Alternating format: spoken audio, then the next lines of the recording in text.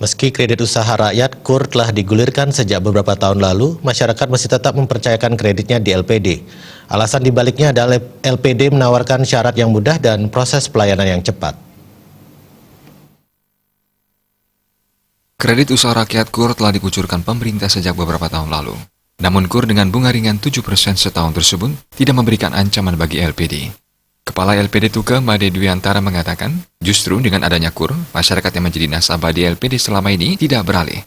Mereka masih tetap mempercayai LPD dan meminjam kredit di LPD meskipun bunga ditawarkan sedikit lebih tinggi. LPD menawarkan syarat lebih ringan dan proses pelayanan kredit yang cepat sehingga nasabah tetap mempercayakan kredit mereka di LPD.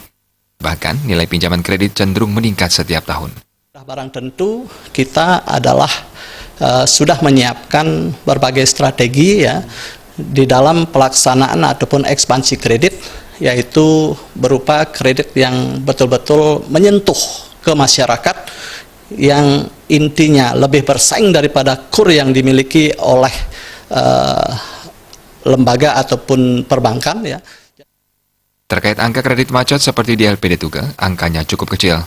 Tingkat kepatuhan masyarakat cukup tinggi untuk melunasi pinjaman kredit sehingga tidak ditemukan masalah berarti dalam proses kredit.